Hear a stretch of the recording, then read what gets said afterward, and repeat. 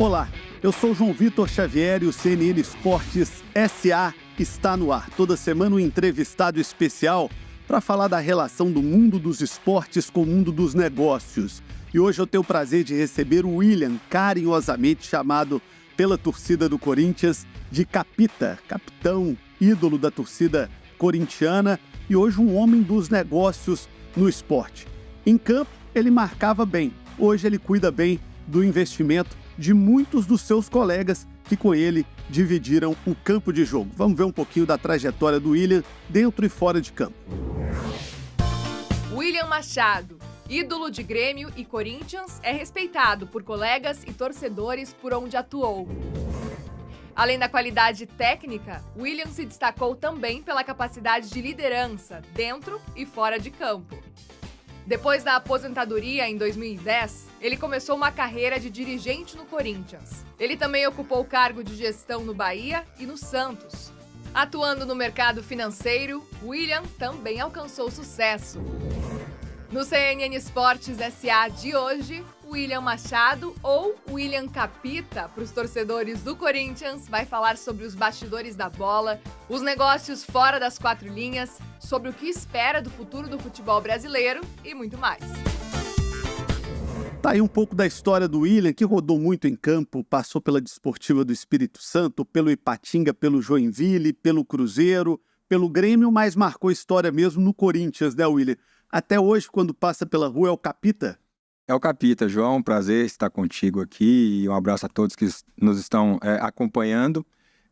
Mas no Grêmio também eu gosto de fazer essa ressalva. No Grêmio também eu sou muito bem tratado quando vou a Porto Alegre. A história lá foi bacana porque eu peguei o Grêmio na volta da Série B, um time que tinha muita desconfiança de como seria. Já no primeiro ano foi terceiro do Brasileiro, foi campeão gaúcho. No ano seguinte a gente foi vice-campeão da Libertadores. Então eu falo que no Grêmio me projetou, mas o Corinthians solidificou a carreira do William Capita.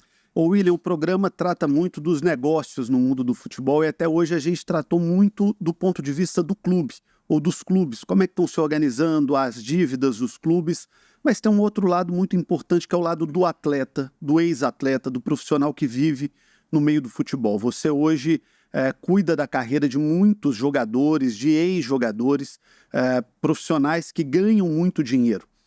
Como é que é essa vida do jogador de futebol enquanto está ganhando e como é que é o depois, como é que é o pós-carreira? Você que hoje cuida da Messen Investimentos, é sócio, que é uma empresa especializada em cuidar da carreira do atleta. A gente tem um olhar lá para a parte financeira, né, dos nossos clientes, incluindo aí diversas profissões, não só atletas, mas no meu caso em especial, eu tenho um olhar muito carinhoso, né, para essa categoria profissional, porque é a categoria que eu vejo que tem assim, uma oportunidade de ascensão social e ascensão financeira, não só para ele, mas também para toda sua família, todo o entorno. E aí, infelizmente, é onde começam os problemas dos atletas, né? O atleta, eu costumo falar que ele tem muito bom coração. Ele quer ajudar não só a família, mas também os amigos, aquelas pessoas em volta dele, porque normalmente são as pessoas que estavam com ele desde quando ele tinha aquele sonho de menino, a família, né, deposita nele uma expectativa muito grande, e quando ele consegue, né, esse sucesso, e é a minoria que consegue, mas quando consegue, ele quer compartilhar aquilo, aquela alegria, só que ele não tem noção de que a forma como ele compartilha normalmente, ao final da carreira, vai causar um problema financeiro, não só para ele, mas para todos aqueles que estão em volta. Então, meu trabalho passa muito por orientar, ensinar e mostrar através de números que ele pode, sim, ajudar, mas que tem limite, porque, afinal, ele é um só, muitas vezes, para sustentar 20 pessoas, e aí nem o salário, por melhor que seja, dá conta. Ô William, é muito comum a gente ver o cara ganhando rios de dinheiro durante a carreira, e aí carro importado, hotel de luxo, uma vida muito cara, mas isso não se sustenta depois. A razão principal é essa, porque o atleta acaba com o seu salário, com o que ele ganha, carregando muita gente em torno dele, porque investe mal. Onde é que está o problema de tantos atletas terminarem muito mal depois de uma carreira muito bem sucedida em que ganharam muito dinheiro? Normalmente é uma conjunção de fatores, né? Um deles é a questão de querer ajudar demais, o outro sem dúvida, são os maus investimentos, né? Má orientação, porque muitas vezes o que acontece é que o atleta e o ser humano é assim, você confia em determinada pessoa e aí você deposita para essa pessoa a responsabilidade de fazer a gestão do seu patrimônio. Mas essa pessoa, por mais honesta que seja, muitas vezes ela não tem a qualificação e o entendimento para fazer essa gestão. E aí essa pessoa erra. Muitas vezes é um pai, é uma mãe, um irmão, uma esposa, um sogro. Então eu não vejo assim muitas vezes a maldade, mas eu vejo a incapacidade de fazer essa gestão. O Capito, uma vez eu ouvi de um dirigente a seguinte frase: o atleta, quando acaba a carreira, ele tem 2 problemas. Normalmente ele engorda e empobrece, porque ele continua comendo como comia quando era atleta, só que ele já não gasta mais a caloria daquela forma, e ele continua gastando da maneira que ele gastava quando jogava, só que também a entrada de dinheiro não é a mesma daquela época. É mais ou menos por aí? Bem colocado, e tem ainda o envelhecimento, né? O metabolismo do ser humano, ele vai piorando, digamos assim. Então, você para ali com os 35 e 40 e você, de fato, comendo, vivenciando e principalmente tendo tempo livre também, né? Porque é isso, você, enquanto atleta, você abre mão de muita coisa. Eu vejo diversos momentos em que mostram os atletas aí em festas, né?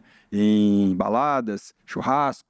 Só que quando está treinando, toda semana, quase todo sábado ou domingo concentrado, isso não repercute tanto porque já é um dado comum. Mas ninguém sabe o sofrimento que é você perder um casamento, você perder o batizado, às vezes o nascimento do seu filho ou da sua filha, e isso não é colocado na conta. Quando o atleta tem o tempo livre, ele quer recuperar isso. Enquanto ele ainda é atleta profissional, né, infelizmente pega muito mal e muitas vezes alguns exageram mesmo, mas aí quando ele para, aí ele quer aproveitar isso tudo. E normalmente tem uma outra armadilha, ele passa a gastar mais, porque ele tem o tempo livre, né? Um atleta falou para o Michael Jordan, quando ele se aposenta pela primeira vez, que tinha muito medo da aposentadoria do Michael Jordan por ele, porque ele teria as 2 coisas mais perigosas do mundo, muito dinheiro e muito tempo livre. Então, você acaba queimando dinheiro quando você aposenta também por essa situação de abrir mão de tanta coisa quando você é profissional. Você foi um raríssimo caso de alguém que, enquanto jogava, também estudava. Como é que foi conciliar isso na sua carreira? E você tem visto casos assim hoje em dia ou continua muito raro isso? Infelizmente, continua muito raro, João.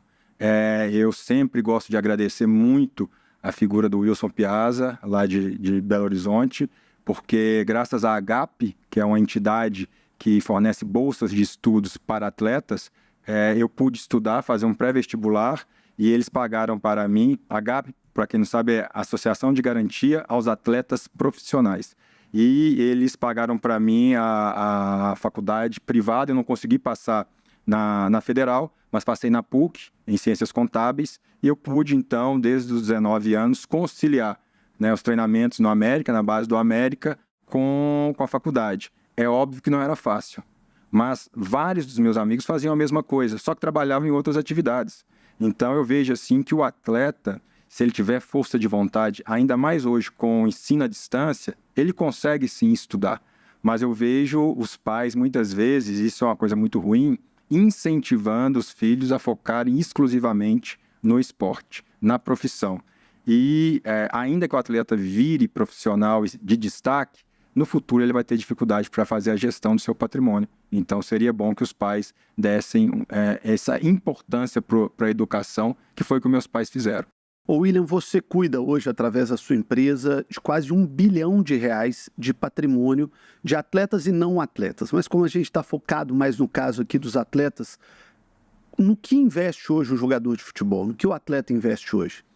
Um atleta, ele é muito, eu gosto de enfatizar isso, o atleta ele é uma célula da sociedade. Ele não vive fora da sociedade, mas ele acaba tendo um problema que ele exponencializa demais aquilo que ele ouve. Exemplo, se o atleta ouve que investir em imóveis é bom, ele às vezes compromete 90% do patrimônio dele em imóveis.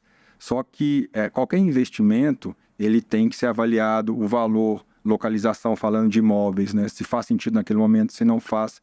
E não é o imóvel pelo imóvel. Então, o atleta, a gente vê ainda muitos atletas tendo essa dificuldade de entendimento de quanto ele vai colocar de fato de percentual naquela classe de ativos. Então, se ele vai comprar um carro, ele quer comprar já um carro de 300 mil, às vezes ele ganha 10 mil, mas ele vai financiar, ele pode financiar. Então, ele acaba errando muito nisso.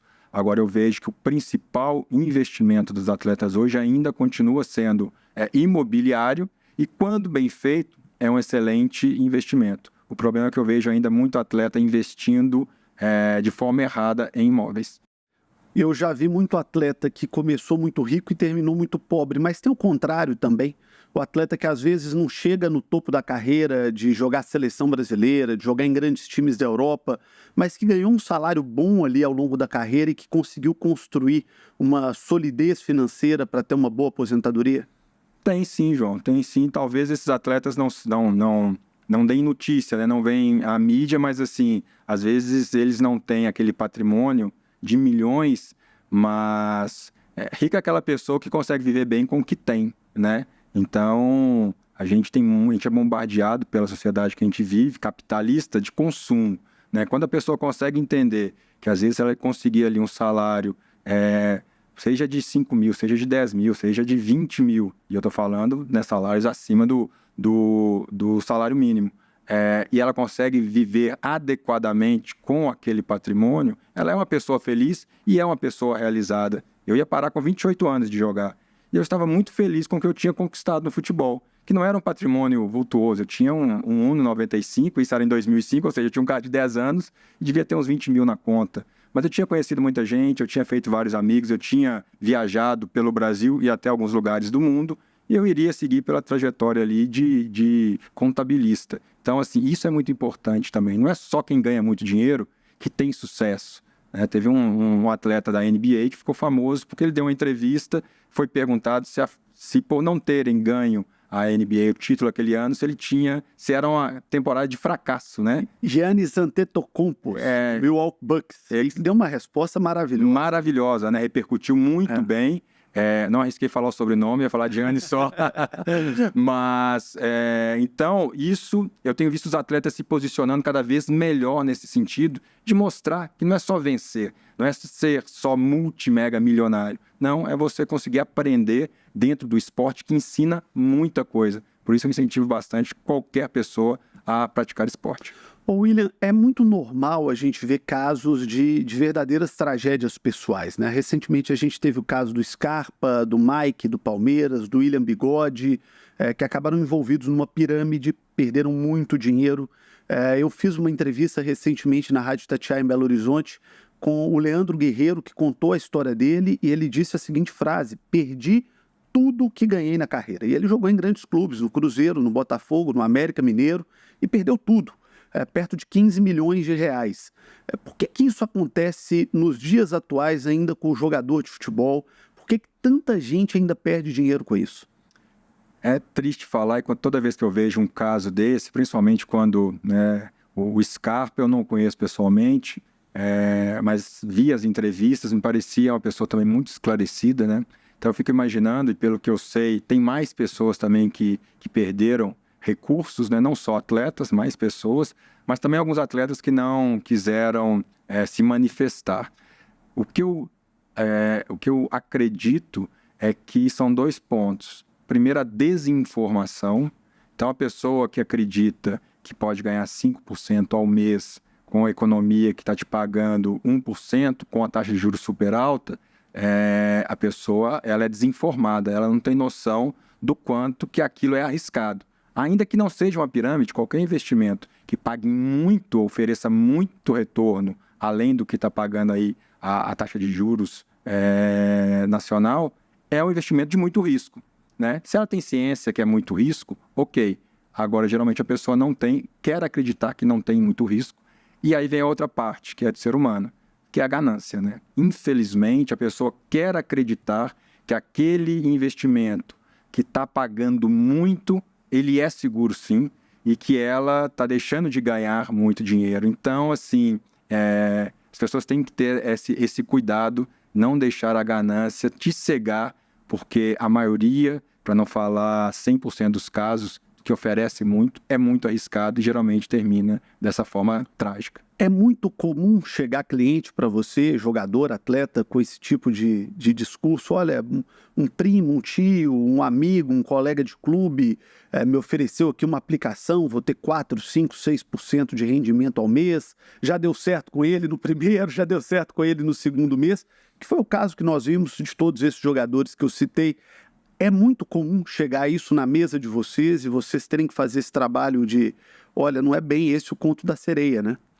Chega sim, principalmente de época em época, né, o que a gente chama o ativo objeto geralmente é diferente. Eu lembro da década de 90 que foi avestruz, boi gordo, vários atletas também acabaram perdendo dinheiro nesse tipo de investimento. Hoje é a criptomoeda, né, Bitcoin, que é a mais famosa, né, a mais popular. Então, eu tive casos de amigos me ligarem, muitas vezes não são nem clientes. A gente tem amizade, me liga, estão me oferecendo aqui, o que você acha? Cara, você tem um dinheiro para perder? Separa um dinheiro aí que se você perder, você não vai ficar pobre, você não vai perder noite de sono, você não vai separar, não vai faltar comida na sua casa nem na boca dos seus filhos. Pega esse valor e investe, porque é muito arriscado. Isso que estão te prometendo é muito arriscado. E em alguns casos, eu falo assim, isso aí é furada. Porque quando você vai ver, não tem nexo nenhum, não tem CVM que fiscaliza, que é a Comissão de Valores Imobiliários, a entidade que fiscaliza o mercado financeiro, não tem fiscalização do Banco Central, ou seja, o mercado que é super regulamentado, e aí você vai ver o tipo de investimento, que a gente brinca, né? Que não precisa de nada, confia em mim, né? Eu sou seu amigo, eu sou seu primo, sou, né, alguém que você conhece, aí a pessoa, la garantia sou eu, né? E aí a gente sabe onde que isso vai terminar. Ô William, você é de uma geração que tinha um mês de 90 dias em campo, né? Era comum para o jogador da sua época, às vezes ficava ali 30, 60, 90 dias com o salário atrasado. Você hoje cuida de muitas carreiras. Isso é uma realidade que ainda existe no futebol brasileiro ou o futebol brasileiro melhorou, mudou de lá para cá nos últimos 20 anos? Melhorou muito, João, felizmente, porque de fato eu lembro quando eu entrei na faculdade e aí, né, o pessoal descobriu que eu jogava futebol, ainda que jogasse na base, né, mas me perguntaram como que é isso? Como que funciona esse negócio de não pagar, de não receber? Então a gente não recebe, mas como vocês vivem? Né? Porque essa é a pergunta, né, natural, mas se você recebe um salário, você vive do salário, se o salário não cai na sua conta, como que você se vira para pagar as contas, né? Então a gente tinha que ser muito precavido, eu aprendi muito isso desde cedo, a não gastar tudo que ganhava, a guardar mesmo e a abrir mão dos seus desejos, né? Você tem ali muitas vezes o dinheiro, mas não posso confiar, porque eu também fui vítima disso, determinado clube, no 7 de setembro, meu primeiro clube profissional, o último mês eu achava que ia receber e continuei vivendo a minha vida usando cartão de crédito, cheque especial, e aí um belo dia eu percebi que eles não iam me pagar mesmo. E, enfim, tive que pedir dinheiro emprestado para amigos para poder quitar, né, juros e cheque especial, que é um absurdo no Brasil. A pessoa tem que correr disso, de usar esse tipo de veículo para se financiar. Mas eu vejo assim que esse tipo de instrumento a gente acaba tendo que orientar as pessoas, porque senão elas acabam mesmo se endividando e criando grandes problemas. A gente vive um momento agora de revisão desses processos de dívidas dos clubes, em especial por causa das SAFs, né? Isso já começou a impactar aí o mundo do futebol na ponta, já começou a impactar a vida do atleta, essa transformação do clube em clube-empresa? Sem dúvida. Um dos pontos, inclusive, é exatamente a pergunta que você fez agora, sobre o salário, né, cair mesmo em 30 dias. Hoje diminuiu muito por conta desse profissionalismo, que já veio acontecendo até antes do advento das SAFs, mas com a SAF, aí sim, eu acredito que vai caminhar para 100% de profissionalismo. Porque, afinal, o futebol ele é um negócio que gera muito dinheiro e, quando bem gerido, bem administrado, ele tem maior possibilidade de dar certo. Falando de clube de futebol, um clube que não deve, um clube que paga em dia todos os seus funcionários, ele cria ali um ambiente favorável para vitórias. E o contrário é verdadeiro. Dificilmente um time cai quando está em dia com salário. É uma coisa muito rara. Ou seja, é difícil um profissional, seja ele futebol, seja ele um jornalista, seja ele um médico, trabalhar bem, render o seu melhor com dívidas chegando e você não tendo recursos, sendo que você tem o salário para receber e a empresa não te paga. Jogador faz corpo mole? Existe jogador que entra em campo, ó, não tá me pagando. Eu lembro daquela frase do Vampeta, né? Estão fingindo que estão me pagando, eu finjo que estou jogando. Na prática, em campo, o time cai porque não paga? Cai, eu não falo que é um conluio, que é um combinado. Não vamos jogar, não vamos, vamos fazer corpo mole. O problema é que o ser humano, se ele está desmotivado, ele não entrega 100% que ele tem. E aí, quando você tem competições tão parelhas, como é o Campeonato Brasileiro, por exemplo, se você não entrega 100% daquilo que você tem grandes chances de não ganhar os jogos. E é isso que acaba acontecendo no meu entendimento. Que tem um ou outro jogador que talvez bata um pênalti para fora de propósito, que talvez corra menos, corra para não chegar e deixar o atacante adversário fazer o gol, eu acredito que sim, infelizmente. Eu nunca testemunhei ao meu lado, mas eu tenho certeza que essa questão anímica do ser humano de não estar motivado, a ele, sem dúvida, é uma situação que faz com que você produza menos. Voltando a falar da SAF, você jogou com o Ronaldo no Corinthians, tiveram uma parceria muito grande, em campo e fora de campo também, né? O Ronaldo, para quem até não sabe dessa história, a gente se conheceu com 16 anos na Seleção Brasileira de Base. Ele jogava ainda no São Cristóvão e eu jogava no América Mineiro. E a gente pegava muito um no pé do outro, porque a época, né, o América, com todo respeito ao São Cristóvão, mas o América fala, não, o América, desses jogadores que estão aqui, São Paulo, Grêmio, Cruzeiro, Atlético, o América está melhor posicionado que o São Cristóvão. E ele falava que não, então a gente ficava, mas éramos os dois patinhos feios, digamos assim. E aí logo depois ele foi comprado pelo Cruzeiro, né? E a gente então criou uma relação boa na seleção, em Belo Horizonte, só que a carreira dele foi, né, meteórica, a gente acabou perdendo o contato. E depois, na volta dele para o Brasil, eu fiquei muito feliz de reencontrá-lo no Corinthians, e ele foi fundamental não só para as conquistas que o Corinthians teve no período, dentro de campo, mas também fora de campo. E a gente acabava ainda muito próximo, ele montou uma agência de marketing esportivo, que era a ideia dele na aposentadoria. Eu já falava da assessoria de investimentos para atletas, acabei montando uma empresa inicialmente, e aí a gente chegou a fazer uma parceria, né, empresarial fora das 4 linhas.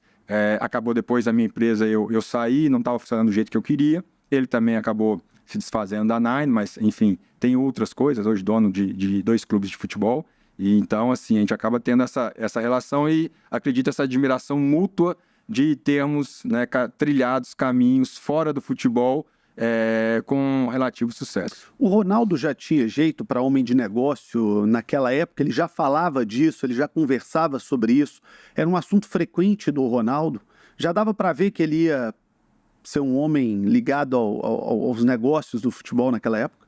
Já porque eu lembro bem que a gente, assim, no futebol é muito comum aquelas pessoas que você tem mais identidade, então você está ali concentrado, muito tempo concentrado, você acaba formando, né, os núcleos ali de pessoas com mais afinidade. A famosa panela no futebol. Alguns falam isso, mas não é bem, assim, não é com maldade, né? Porque o assunto... Panela positiva. Você vai conversar com um menino de 18, 19 anos, né? Tá num momento de vida, a gente está em outro, né? Então, é por conta disso.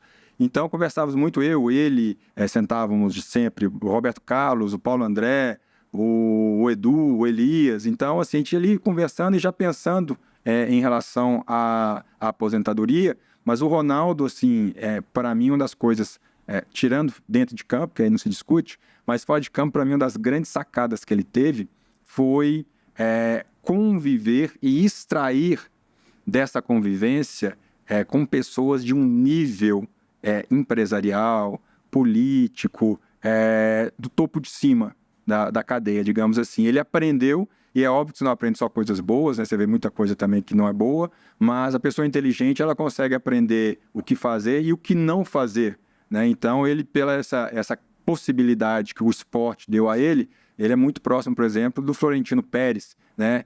Icônico presidente do Real Madrid. Poxa, o Florentino é um cara extremamente inteligente, um empresário de super sucesso. E o Ronaldo é muito próximo a ele. Então, assim, como não aprender? Ele não fez faculdade, mas a faculdade da vida, o Ronaldo extraiu isso com muita sabedoria. E eu, inclusive, incentivo os atletas a se aproximarem dessas pessoas que querem estar próximas dela, atleta, né? Porque a gente vê aí grandes empresários, grandes políticos, que são fãs seja do esporte, futebol, seja do tênis, seja do basquete. Se você tem a possibilidade de estar ao lado, principalmente de um grande empresário, é interessante você estar ali ouvindo como é a trajetória de vida dele, porque se você não quis fazer faculdade, daqui a pouco você tem grandes ensinamentos através dessa pessoa. Ô, Capita, você falou do Ronaldo, do Edu Gaspar, você, Paulo André.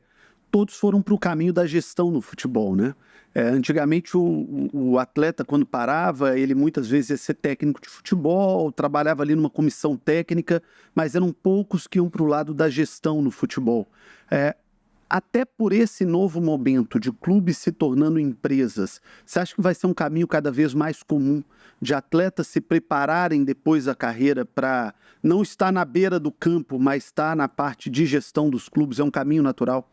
Eu espero que sim, João, porque é necessário ter esse olhar complementar, né? Não se exclui aqui a função do CFO, do CEO, mas preferencialmente a pessoa que teve experiência dentro de campo e que conviveu ali 20 anos entendendo a sua modalidade, entendendo a dinâmica. Se ela se preparar para fazer a gestão, ela tem grande vantagem perante aquele profissional que só tem a visão, digamos, mais teórica ou fora do futebol, né? O atleta, eu acredito que vai continuar assim querendo, né? Muitos atletas estar ali na função de técnico, na comissão técnica, se preparando também. A gente tem visto cada vez mais essa exigência, né? O mercado não está permitindo que qualquer pessoa despreparada assume. É óbvio que a gente, nesse processo, a gente vai ver um ou outro meio perdido ali que às vezes tem uma oportunidade, mas eu acredito muito que a qualidade ela vai expurgar a falta de qualidade, seja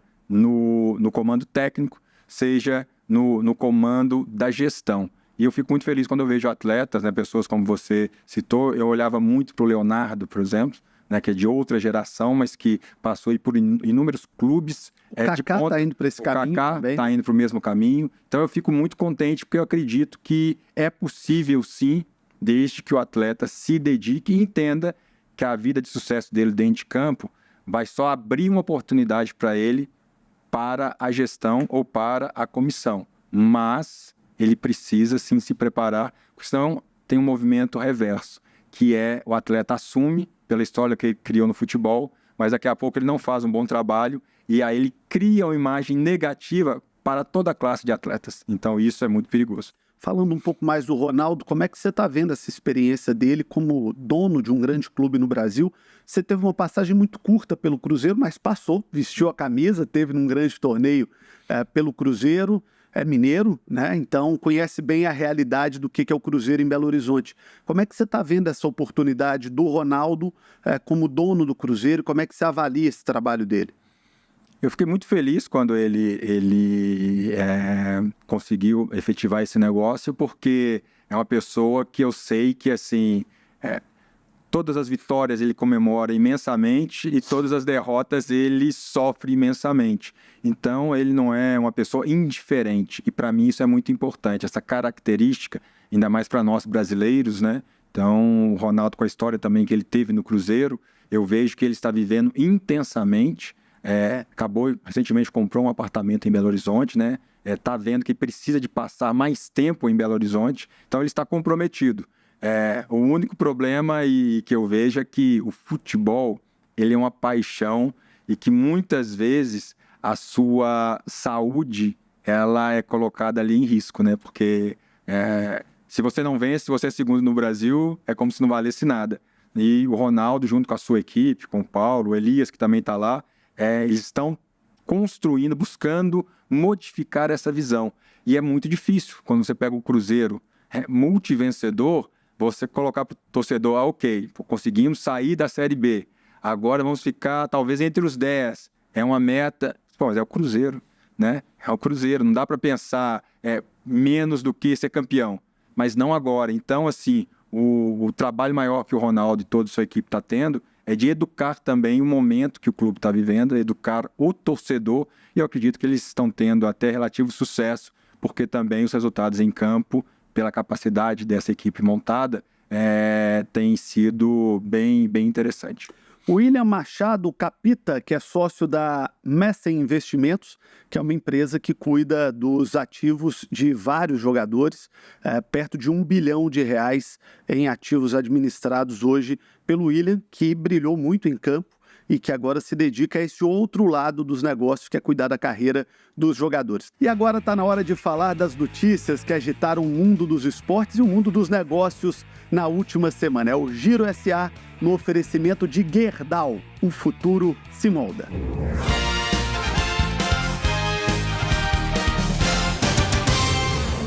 Olá, Giro SA chegando com as notícias dos negócios do esporte e começamos falando do poder de compra dos torcedores brasileiros. Um estudo mostrou que os fãs de futebol aqui no Brasil são os que mais gastam dinheiro para acompanhar seus times. Essa informação é do Fan Index Report 2023, que é um dos mais relevantes estudos sobre o mercado entre fãs e instituições esportivas. Segundo o levantamento, os brasileiros gastam, em média, R$ 1.037 por ano para acompanhar seus times do coração. Esse valor é cerca de 4% maior que os britânicos e espanhóis, por exemplo, que ocupam a segunda posição do ranking, com uma média de R$ 995. Esse gasto contempla a compra de ingressos, de itens oficiais do clube e o pagamento de programas de sócio-torcedor. Falamos agora do Internacional. O clube teve 100% de sócios torcedores presentes no Beira-Rio no jogo contra o River Plate. Todos os ingressos colocados à venda foram esgotados pelos associados. O clube nem chegou a abrir a venda de bilhetes para o torcedor comum. A vitória sobre o River Plate pela Libertadores marcou também o recorde de público no estádio esse ano. 50.479 colorados estiveram presentes no Beira-Rio. E o Vasco anunciou uma parceria com a IOPRO Bebida Proteica. O novo acordo contempla os times masculino, feminino e as categorias de base do clube. O contrato com a IOPRO é válido até o final desse ano. Essas foram as notícias do mundo dos negócios do esporte. Seguimos agora com a sequência do CNN Esportes SA. Vamos por um rápido intervalo. Daqui a pouquinho eu volto com o Capita William aqui no CNN Esportes SA. Giro SA. Apoio. De volta com o CNN Esportes SA no oferecimento de Gerdau, o futuro se molda. Hoje recebendo o William Capita, ex-jogador do Corinthians, do Cruzeiro, do Grêmio, e que hoje cuida da carreira de vários atletas, principalmente das finanças, da grana. Jogador de futebol gasta muito? Gasta, né? Gasta porque a gente... Quem não gosta de gastar, né, João? Mas é gastador?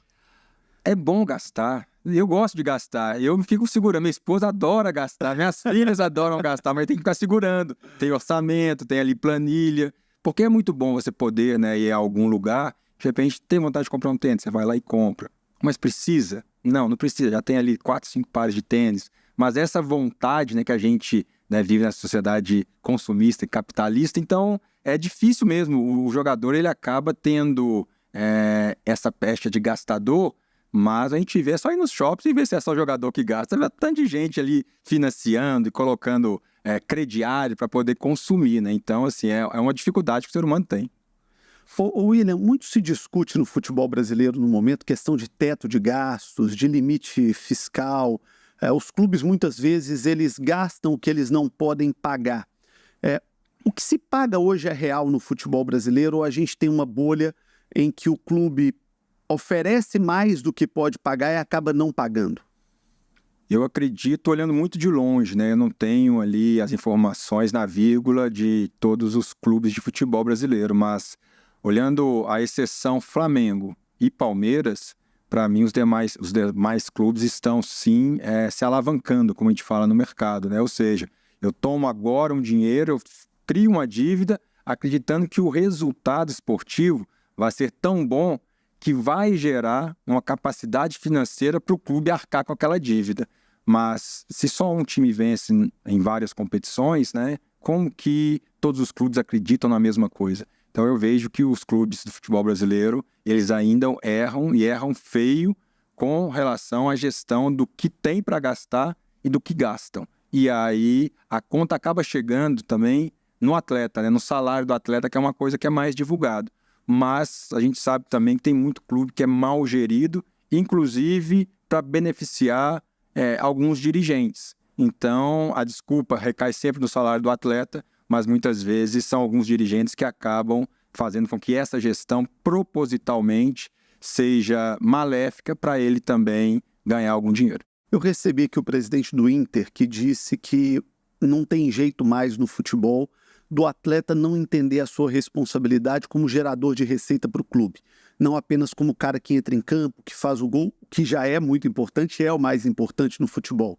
Mas esse cara tem que ter envolvimento com patrocinador, ele tem que gravar comercial, ele tem que participar de evento, ele tem que representar o clube em entrevistas.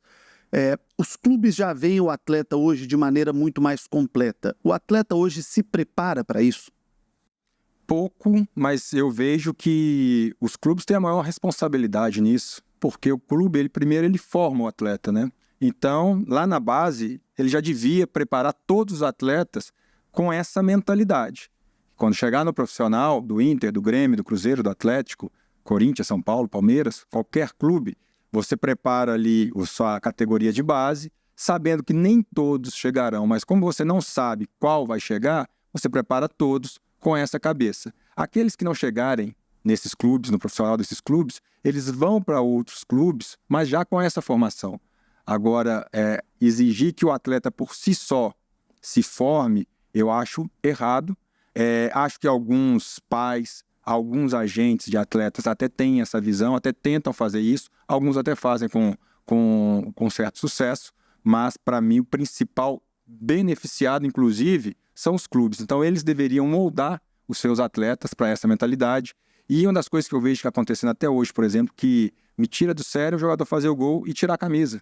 Deveria ter uma multa pesada, 30%, 50% do salário. Eu duvido que o jogador ia tirar. O momento que a gente não vê isso acontecendo na Europa, por exemplo. Por quê? Porque lá tem um entendimento e tem uma multa pesada. E se o atleta repetir algumas vezes esse tipo de atitude, de comportamento, ele vai ser expurgado do clube. É porque é o momento que o patrocinador que paga a conta tende a aparecer mais, né? É o momento do gol. E o atleta já vai aparecer, porque todas as câmeras estão nele, né? Então, assim, para que tirar a camisa? Né? Então, esse tipo de comportamento, se tem um comportamento que os clubes deveriam agir e agir pesado. Ainda no Brasil tem muito paternalismo.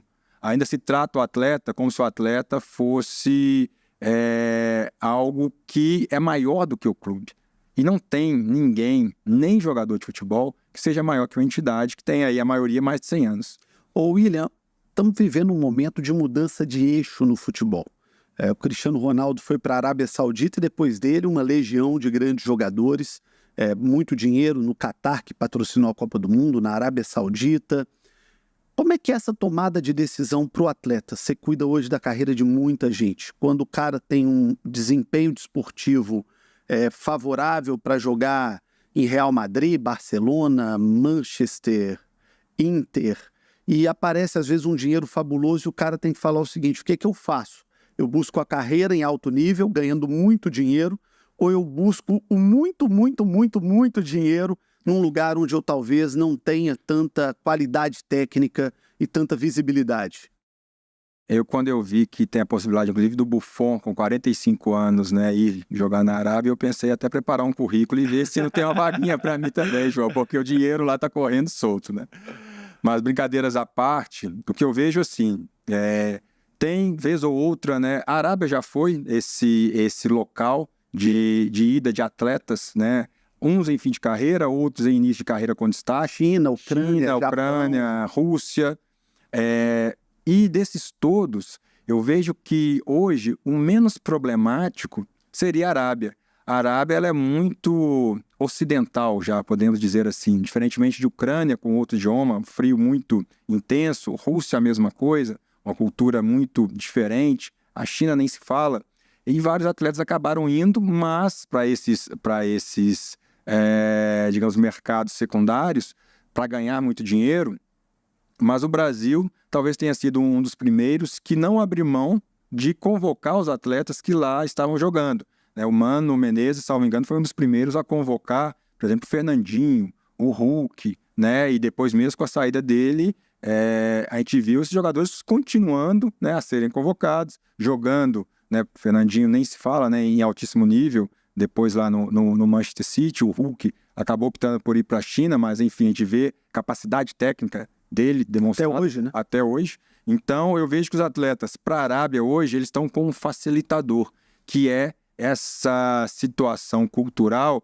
É um país muçulmano, tem as suas regras que são diferentes, sim, mas me parece muito menos, um choque muito menor do que você ir jogar na China, por exemplo. E eu vejo assim, o atleta, ele tem uma janela de ganho muito pequena, né? Se ele tiver que a cada 3, 4 anos, dependendo do atleta, ele está tendo que se provar para poder renovar o contrato, para ter uma negociação. Eu não julgo ninguém que opte pelo dinheiro, zero, justamente por causa da característica da atividade, né? Hoje você é ídolo, amanhã por coincidência. Uma contusão, uma lesão, né? No caso do atleta, te tira. A gente viu aí o Paulinho, por exemplo, felizmente já está aí consolidado financeiramente, mas teve 2 lesões em sequência, sabe? Assim, um super profissional, um super cara. E eu fiquei muito triste pela lesão dele. Agora, se isso acontece com 18, 19 anos, você praticamente acaba com a carreira de um atleta. Você acaba, se 22, 23, o Ronaldo, eu sou muito fã do Ronaldo como atleta, porque ele superou 2 lesões gravíssimas para jogar ainda em altíssimo nível mundial. Mas isso é muito difícil de acontecer. Então, os atletas, pelo menos no princípio, a gente tem visto muito mais atletas já renomados, né, ali pós 30 anos, indo para o mercado da Arábia do que mais jovens. Mas tem jovem indo também. O Palmeiras mesmo negociou um recentemente.